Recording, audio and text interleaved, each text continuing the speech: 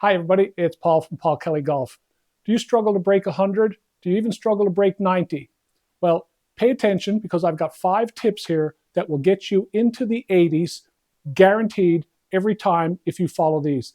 Now, these are not things that you have to go out and change your swing or buy new equipment or work really hard at something. These are simple things that good players do that you're probably not doing if you're still struggling to break 100 or 90. So stay tuned. This is going to change your game. Number 1, develop a reliable chipping technique. Now, I didn't say great, I didn't say expert, and I didn't say fantastic. I said reliable. Reliable means that you can chip from the side of the green and the ball gets on the green every time.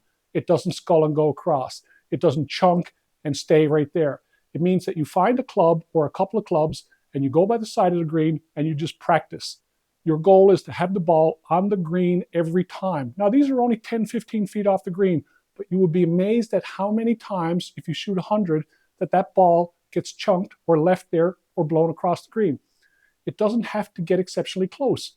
Your goal is to stand there and chip balls until you can get a ball on the green every time, rolling towards the hole, going in the right direction. You do that, and 3 or 4 strokes fall off your game instantly. Number 2, know and use your average carry distances. Now, most people I play with have no idea of their average carry. When I ask them how far to hit a ball, they tell me, and they tell me the distance that it goes completely with rollout and bounce, and that's not even remotely accurate to what they think. Most people overestimate their shots. So if you know your actual average carry distance with each club, you can play target golf. Now, the trick is living inside those averages. You go out and you work on the range or the simulator. You plot them. You write them down in a book. You write them down on a tag on your cart or on your golf bag, and you live with those. If your 7-iron average is 145, that's what you play it. Yes, occasionally you may hit something over the back. Occasionally you may hit something short, but averages pay out in the long term. Live with your averages and play those and watch the strokes fall away. Now is also a good time to hit that like button, hit the subscribe button. Feel free to leave a comment or a thumbs up. I've got lots of content to offer. I've got lots of common sense things to offer, and I'd like to share them with you, so let's stay engaged. Number 3, practice putting distance control. There is nothing that blows up a score more than 3 putts. And 3 putts primarily come from the first putt not being in the right distance range, and you're left with a 10-footer or a 6-footer or an 8-footer. You don't need to make these extremely accurate while you're playing. Go to a putting green, roll balls across the green to a flag that's a fair distance, 30 feet, 40 feet, 20 feet, and get the ball to just go the right distance. Very, very few people 3-putt because they 3-putt on missed angles from close. It's almost always the long one that sets you up for that second long putt that's outside of a gimme range. So practice rolling balls until you can get them to cluster in the right distance. Then you've got a chance to make them go in. So when you start your game, go throw some balls down, and instead of focusing on getting everything in the hole from short distance, roll them back and forth across the green, lag putting. You do that, your 3 putts will fall apart. There's another 2 or 3 shots for the game. So we're starting to add up now. Number 4, avoiding predictable mistakes. What is a predictable mistake? Well, a predictable mistake is a shot that you're going to make when you have very little chance of making it, and you are the only one in your group who thinks you have a chance, and everybody else with you knows what's going to happen. So avoiding predictable mistakes puts you in a better position to play good golf. What is an avoidable mistake in an example? Well, it's hitting across a water with a club that you're not comfortable with. It is hitting a driver out of a chute when you sliced in there 10 out of 10 times. It is trying a fairway wood over bunkers that are supposed to land nice and soft.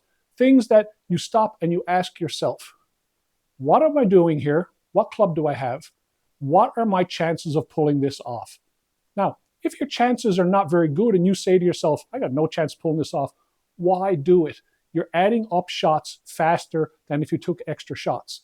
So when you take penalty strokes, they add up faster than if you took an extra shot.